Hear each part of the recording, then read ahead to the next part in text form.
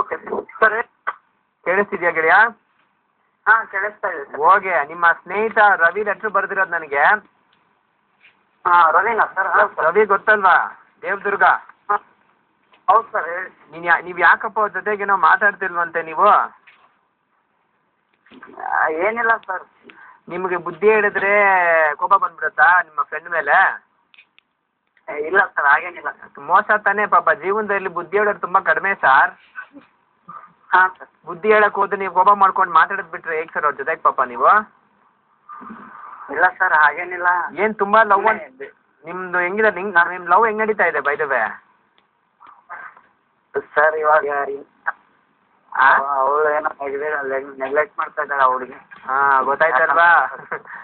ಬೇಕೇ ನಮ್ಗಿದೆಲ್ಲ ಬೇಕೇ. ಇವಾಗ ನೆಗ್ಲೆಕ್ಟ್ ಮಾಡ್ತಿದ್ದಾರೆ ಅಂತ ಗೊತ್ತು ನಿಮಗೆ. ಹಾಂ ಪಾಪ ಫ್ರೆಂಡ್ ನಿಮಗೆ ಬುದ್ಧಿ ಹೇಳಕ್ ಹೋದ್ರು ತಾನೇ, ಯಾಕೋ ಹಿಂಗೆಲ್ಲ ಮಾಡ್ಕೊಂತೀಯ, ಬೇಡಕೋಣ ಹಾಳಾಗೋಗಿ ಬೇಡಕೋಣ ಅಂತ ಬುದ್ಧಿ ಹೇಳಿದ್ರೆ ನಿಮ್ಗೆ ಕೋಪ ಬಂದ್ಬಿಡ್ತಾವ ಅವನ ಮೇಲೆ? ಹಂಗೇನಿಲ್ಲ ಹಾಗೇನಿಲ್ಲ ಸರ್. ನೀವು ಮಾಡಿದ್ದು ಅದೇ ತಾನೆ. ಅವ್ನು ನಿಮಗೇನೋ ಒಳ್ಳೆ ಮಾತು ಹೇಳಕ್ ಬಂದಾಗ ಕೊನೆಗೆ ಅವನೇ ನಿಮ್ಮ ಕೆಟ್ಟವನಾಗೋದಾ? ನಿಮ್ಮ ಹುಡುಗಿನೇ ಒಳ್ಳೆಲಾಗೋದು ಈಗ ಕೊನೆಗೆ? ಬೇಕಿತ್ತ ಸಾಂಗ್ ನಮಗೆ ಬೇಕಾ ಅದು? ಇಲ್ಲ ಸರ್ ನಾನು ತುಂಬ ಲವ್ ಮಾಡ್ತಾ ಇದ್ದೆ. ಸರಿ, ಈಗ ಏನಾಯ್ತು ಮತ್ತೆ? ಲವ್ ಎಲ್ಲಿಗಾಯ್ತು? ಏನು ಕತೆ ಬಂತು ಅದಕ್ಕೆ?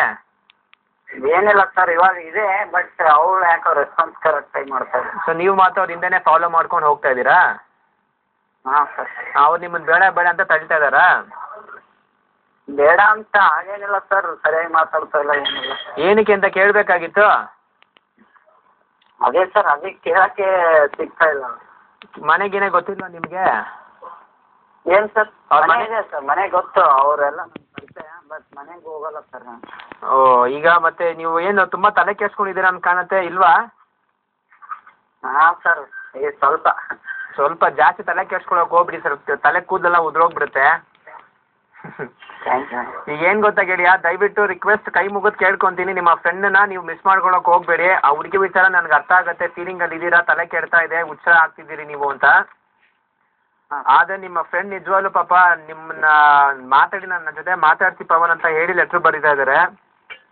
ಆ ಹುಡುಗಿನ ತುಂಬಾ ಹಚ್ಕೊಂಡಿದ್ದಾನೆ, ಬಟ್ ಅವಳು ಮಾತ್ರ ಅವನಿಗೆ ತುಂಬಾ ನೋವು ಕೊಡ್ತಿದ್ದಾಳೆ ಅಂತೆಲ್ಲ ಹೇಳ್ತಾ ಇದ್ದಾರೆ ಲೆಟ್ರಲ್ಲಿ. ಅಂತ ಒಳ್ಳೆ ಫ್ರೆಂಡ್ನ ದಯವಿಟ್ಟು ನೀವು ಮಿಸ್ ಮಾಡ್ಕೊಳಕ್ ಹೋಗ್ಬೇಡಿ ಸರ್, ಕೈ ಮುಗಿದು ಕೇಳ್ಕೊಂತೀನಿ. ಅವ್ರ ಜೊತೆಗೆ ಮೊದಲು ಮಾತಾಡಿ. ಕೋಪ ಇರೋದು ಆ ಹುಡುಗಿ ಮೇಲೆ, ಆ ಹುಡುಗ ಮೇಲೆ ನಂಬಿದ್ದೀರಿ. ನಮ್ಮ ಫ್ರೆಂಡಲ್ಲೇ ಅವ್ನು ಭಾಳ ನನ್ನ ಕ್ಲೋಸ್ ಫ್ರೆಂಡ್ ಸರ್, ಮತ್ತೆ ಮೇಲೆ ಏನು ಕೋಪ ಇಲ್ಲ. ಮತ್ತೆ ಏನಕ್ಕೆ ಸರಿ ಮಾತಾಡ್ತೀರಾ? ಇಲ್ಲ ಸರ್ ಮಾತಾಡ್ತಾ ಇದ್ದೀನಿ ಹಿಂಗೆ ಸರ್, ತಲೆಕ್ಕೆ ಸರ್. ಅದನ್ನೇ ಹಂಗೆಲ್ಲ ಮಾಡಕ್ ಹೋಗ್ಬೇಡಿ, ಪಾಪ ಅವ್ರಿಗೂ ಫೀಲಿಂಗ್ ಇದೆ ನಿಮ್ಮ ಜೀವನ ಹಾಳಾಗ್ತಿದೆ ಅಂತ. ಮೊದಲು ಅವ್ರ ಹತ್ರ ಸರಿಯಾಗಿ ಮಾತಾಡ್ಕೊಂಡು ಒಳ್ಳೆ ಫ್ರೆಂಡ್ನ ಮಿಸ್ ಮಾಡ್ಕೋಬೇಡಿ, ಆಯ್ತಾ? Okay sir. ಈ ಲವ್ ವಿಚಾರನ ಜಾಸ್ತಿ ತಲೆ ಕೆಡ್ಸ್ಕೊಳಕ್ ಹೋಗ್ಬೇಡಿ. ಒಂದೇ ಒಂದು ಕಿವಿ ಮಾತು ಅಂದ್ರೆ, ನಿಮ್ಗೆ ಆ ಹುಡುಗಿ ನಿಮ್ಮ ಮನೆ ಬರ್ದಲ್ಲಿ ಅವಳೇ ನನಗೆ ಕಾಟ ಕೊಡೋಳು, ಅವಳೇ ಹತ್ರನೇ ನಾನು ಮದುವೆ ಆಗೋದು ಅಂತ ಬರ್ದಿದ್ರೆ ಅವಳೇ ಸಿಗ್ತಾಳೆ.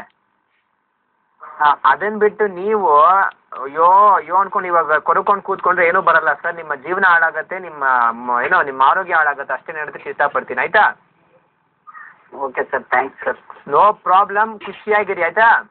Thank you so much. ಮಾತಾಡೋದಕ್ಕೆ ತುಂಬಾ ಸಂತೋಷ ಆಯಿತು. ಏನಪ್ಪ ಜೀವನ ಆಗೋಯ್ತು ನಮ್ದಂತೂ, ಬ್ಯಾಕ್ ಟು ಬ್ಯಾಕ್ ಲವ್ ಫೀಲಿಂಗ್ಗಳೇ ಆಗೋಗಿದೆ.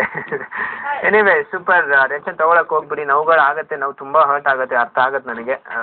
ಏನು ಮಾಡ್ತೀರಿ, ಮರಿಲೇಬೇಕು, ನೋವು ತಿನ್ನಲೇಬೇಕು ತಪ್ಪು ಮಾಡಿದ್ಮೇಲೆ. ಏನು ಮಾಡೋಕ್ಕಾಗಲ್ಲ. ಈಗ ಸದ್ಯಕ್ಕೆ ಒಂದು ಸೂಪರ್ ಆಗಿರೋ ಹಾಡು ಇದೆ, ಎಂಜಾಯ್. ನೀನೇ